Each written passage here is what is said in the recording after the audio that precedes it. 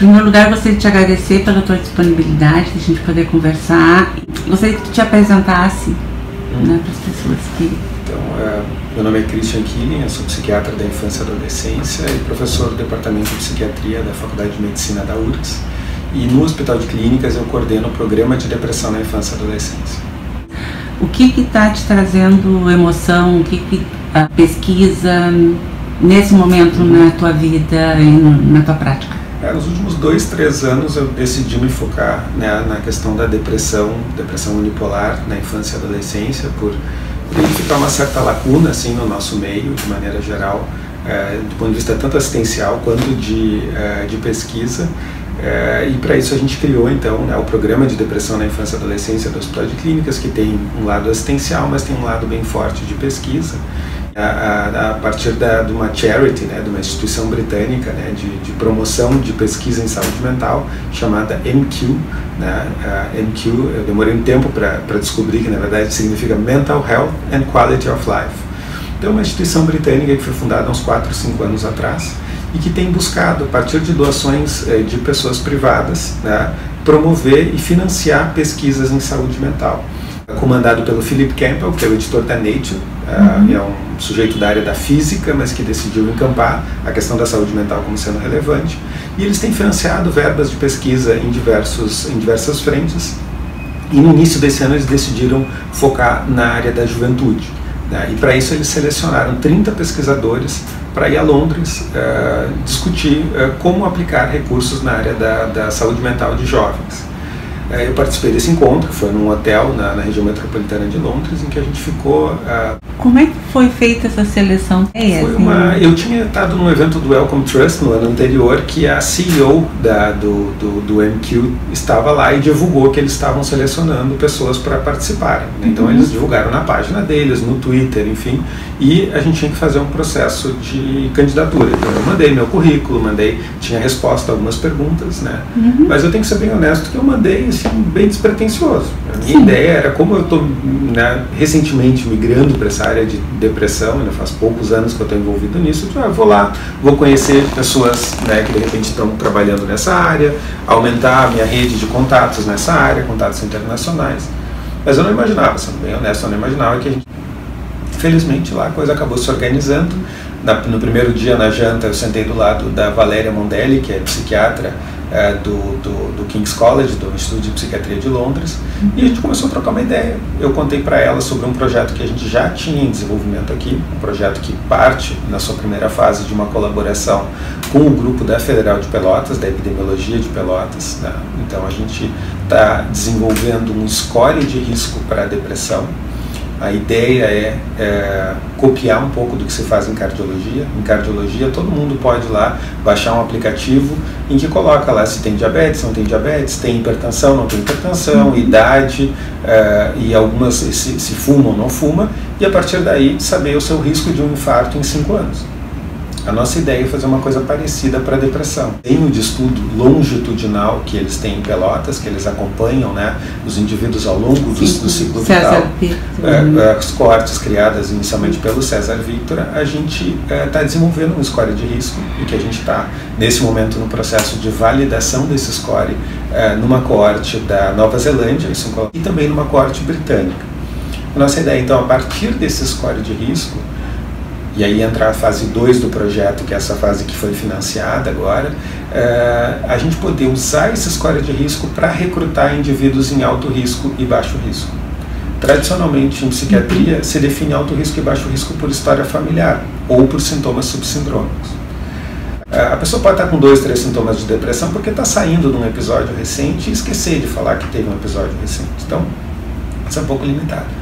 Esse score que a gente está desenvolvendo em Pelotas, ele parte de dados sociodemográficos, como interação com o pai e com a mãe, envolvimento em brigas, repetência escolar. Então são informações que não são redundantes em relação aos próprios sintomas daquela doença, né?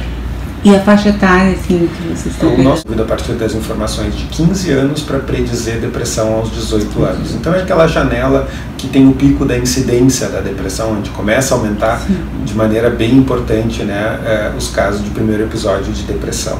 Aqui em Porto Alegre a gente vai recrutar, então, baseado nesse score, jovens de 14 a 16. A gente já aumentou um pouquinho o intervalo para poder facilitar a parte de recrutamento.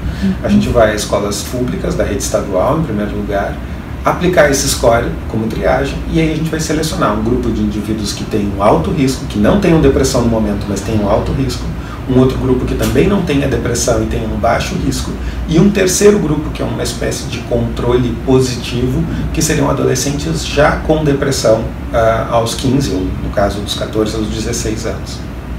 A nossa ideia é que esses três grupos vão ser convidados para uma avaliação clínica e neuropsicológica detalhada no Hospital de Clínicas, bem como a gente vai coletar sangue e a gente vai coletar também neuroimagem estrutural e neuroimagem funcional. A neuroimagem funcional vai estar basicamente em duas tarefas, uma mais ligada a medo, né, a ansiedade, e a outra tarefa ligada à recompensa, ao sistema, justamente porque a gente quer ver aspectos ligados à anedonia, né, que pode...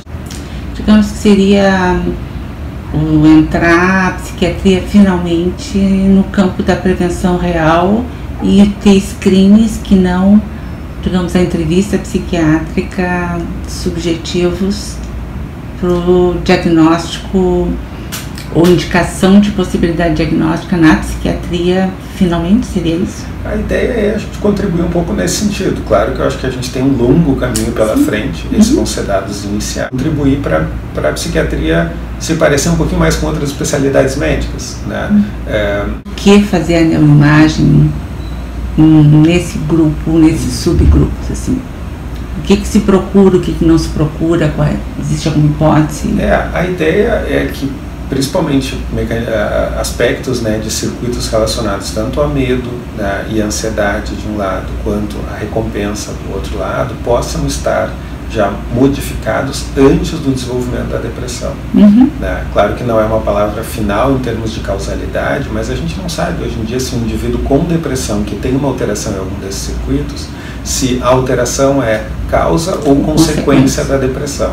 A ideia de investigar o indivíduo em risco é que a gente consegue olhar antes da depressão acontecer. Da expressão da doença como um todo. Mas eu tenho que ser bem franco, que eu estou tão interessado nesse grupo de risco quanto no grupo, ou talvez mais ainda no grupo de baixo risco. Acho que esse é um grupo que pode nos informar muito, por duas razões.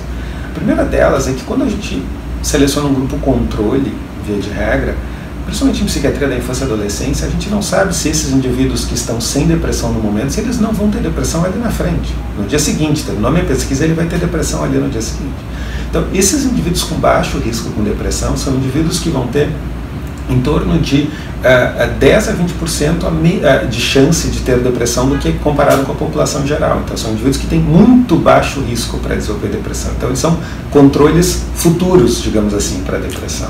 Mais ampla a questão do sistema imune, questões que a gente vai ver em sangue periférico, mas que eles possam ter alguma coisa diferente que pode nos informar sobre proteção para a depressão. Por que eles têm que eles têm um risco tão baixo? Então, talvez eles possam nos informar um pouco nesse sentido, até pensando no desenvolvimento de estratégias preventivas no futuro.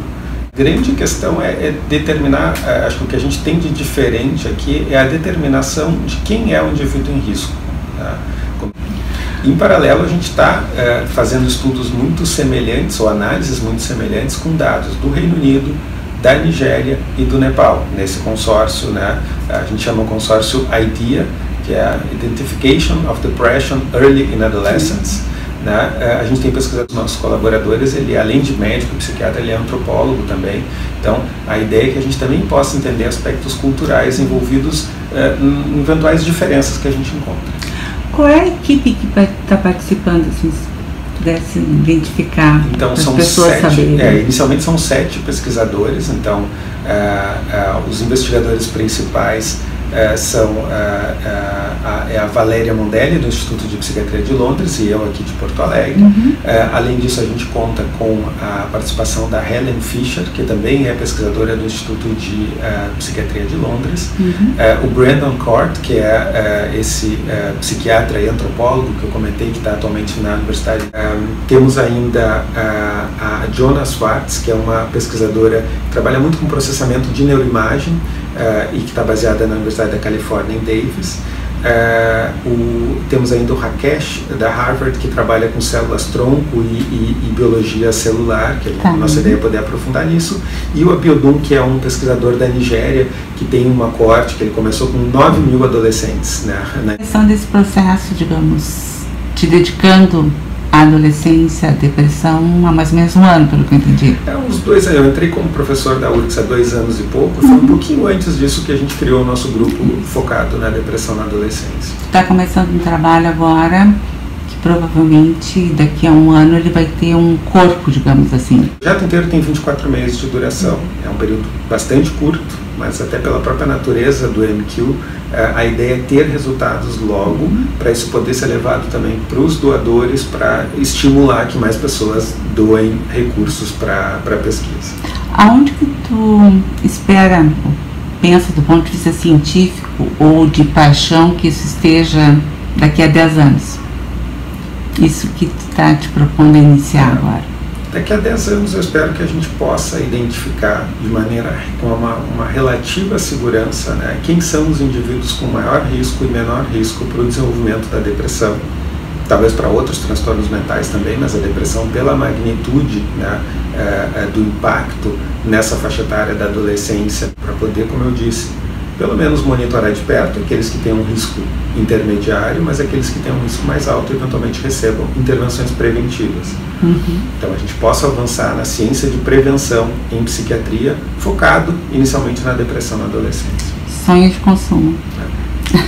E uma coisa, na tua percepção, né, tá te dedicando a essa área, aumentou a prevalência de depressão em adolescentes?